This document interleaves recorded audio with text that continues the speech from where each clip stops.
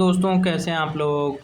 पिछले वीडियो में हम लोगों ने अबेटमेंट के बारे में विस्तार से देखा था कि अबेटमेंट क्या है, उसका डिफिनीशन देखा था, उसका मीनिंग देखा था कि उसका मतलब होता क्या है। ठीक है, तो उसमें तीन चीज़ें हम लोगों ने पढ़ी थी कि अबेटमेंट कब हो सकता है। वो तीनों चीज़ें अगर आपको याद हैं तो कमेंट में ज़रूर बताइएगा। आज हम लोग देखेंगे अबेटमेंट के लिए पनिशमेंट, और पनिशमेंट दिया गया है 49 से 54 तक। ठीक है, तो चलिए एक एक करके उसको देखते हैं। सबसे पहले इंट्रोडक्शन तो देख लेते हैं। The law of abetment not only punishes the principal of offender but also the person who intentionally instigate, conspire or aid the commission of an offence. Section 49 to 54 of भारतीय न्याय संहिता prescribe the liability and punishment of an abettor in different situation. ठीक है, दुष्प्रेरण का कानून केवल मुख्य अपराधी को ही नहीं बल्कि उस व्यक्ति को भी दंडित करता है जो अपराध करने के लिए उकसाता है, षड्यंत्र करता है या जानबूझकर सहायता करता है। भारतीय न्याय संहिता की धारा 49 से 54 विभिन्न परिस्थितियों में दुष्प्रेरक मतलब अबेटर की जिम्मेदारी और दंड का प्रावधान करती है। तो चलिए एक एक करके देखेंगे। इसमें सबसे पहला है 49, punishment where act is committed. If the offence abetted is actually committed as a consequence of the abetment and the BNS contains no separate punishment for that abatement, the abater is punishable with the same punishment as the principal offense. ठीक है, तो ये section 49 कहता है कि अगर BNS उसके लिए कोई सेपरेट पनिशमेंट नहीं देता है अबेटमेंट के लिए, तो वो उसी पनिशमेंट उसी के लिए लाइबल होगा जो वो ऑफेंस किया है। अगर वो चोरी के लिए उकसाया है तो चोरी के लिए लाइबल होगा, और चोरी में 3 साल तक की सजा है तो उसको भी 3 साल तक की सजा झेलनी पड़ेगी, है ना। कोर्ट जो भी पनिशमेंट उसको देता है वो उसको क्या करना पड़ेगा भाई, जेल काटना पड़ेगा और क्या। इलस्ट्रेशन देख लेते हैं। A instigate B to commit the theft B commits theft, A is also liable for punishment prescribe for theft. यदि दुष्प्रेरण के परिणाम स्वरूप अपराध वास्तव में हो जाता है और उस दुष्प्रेरण के लिए अलग से दंड का प्रावधान नहीं है तो दुष्प्रेरक भी उसी अपराध के लिए समान दंड मिलेगा। और यहाँ पे है कि ए बी को चोरी करने के लिए उकसाता है और बी चोरी कर देता है तो ए भी चोरी के लिए निर्धारित दंड का भागी है। बी तो चोरी किया, वो तो है ही चोरी के लिए लायक, लेकिन ए उकसाया और इसके लिए अगर सेपरेट कोई भी BNS में पनिशमेंट नहीं दिया गया है तो वो चोरी के लिए ए भी लायबल होगा।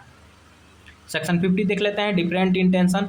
If the person abetted commits the act with an intention different from that the abettor, the liability of the abettor is determined according to the intention with which he abetted the act. अब मान लीजिए वो abetment किया चोरी करने का, आप गए किसी का मर्डर कराए, तो भैया वो मर्डर के लिए थोड़े ना लाइबल होगा, है ना।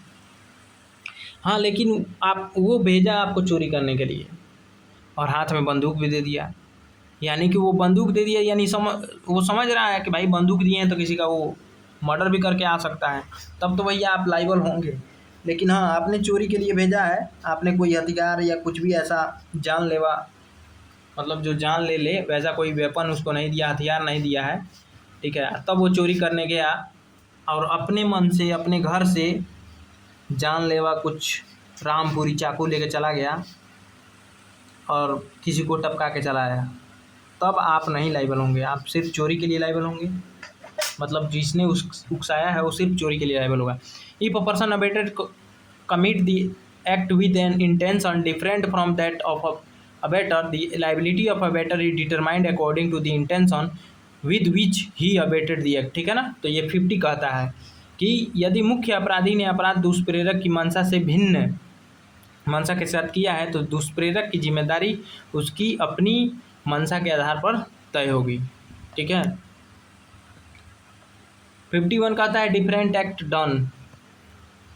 If one act is abetted but another act is actually committed, the liability of abettor depends upon whether the different act was probable consequence of the abetment.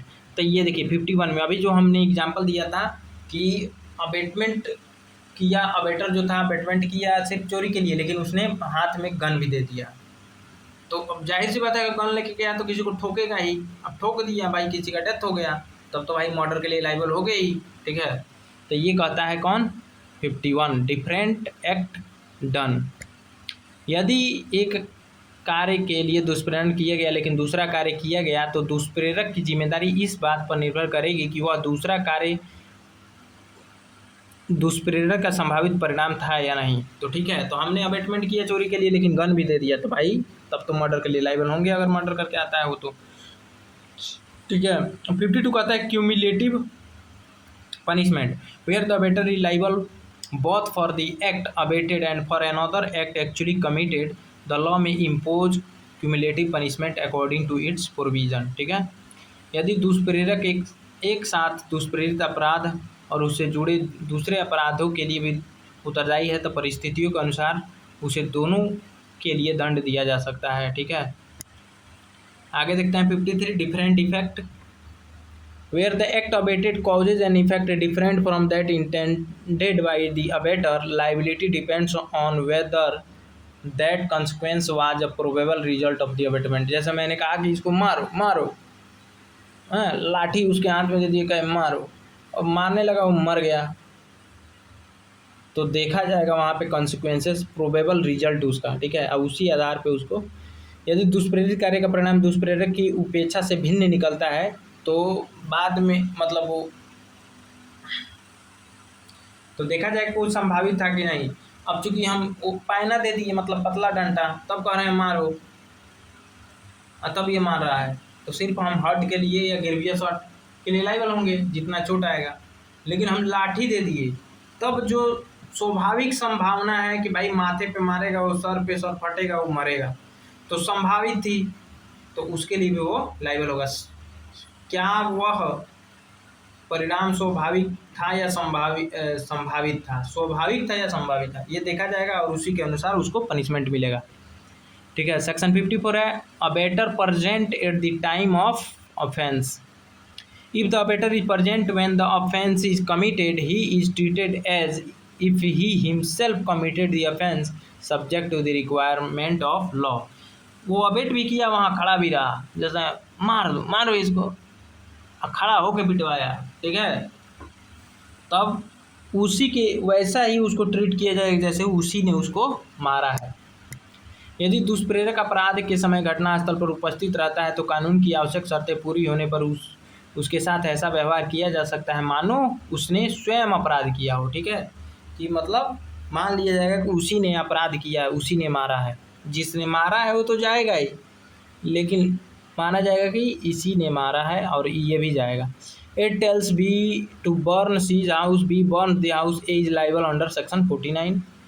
A B को C का घर जलाने के लिए उकसाता है, बी घर जला देता है तो ए द्वारा 49 के अंतर्गत उत्तरदायी होगा, ए धारा 49 के अंतर्गत उत्तरदायी होगा।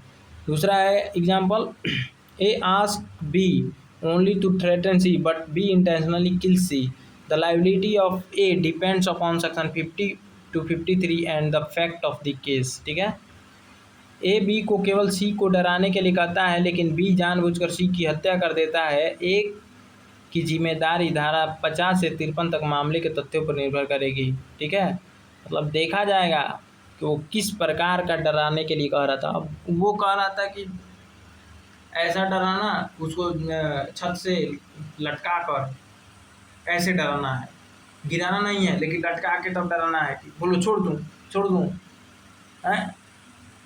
अब भाई उसने छोड़ दिया या छूट गया हाथ, अब वो गिर गया मर गया, तो देखा जाएगा 50 से 53 के बीच में फॉल करता है कि नहीं, और जिसमें फॉल करेगा उसी के लिए पनिशमेंट उसको मिलेगा। केस देख लेते हैं, Jamuna Singh versus state of Bihar. Supreme court held that argument requires the legal ingredients of instigation, conspiracy और इंटेंशनल एक्ट, देखे ही थे। चित्रेश कुमार चोपड़ा वाला केस तो देखे ही थे। ठीक है, सो थैंक्स फॉर वाचिंग, मिलते हैं नेक्स्ट वीडियो में किसी नेक्स्ट टॉपिक के साथ। अगर आपने मेरा इंस्टिगेशन अबेटमेंट का पिछला वीडियो नहीं देखा है तो उसको जाके देखिएगा, इसमें सिर्फ हमने पनिशमेंट बताया है।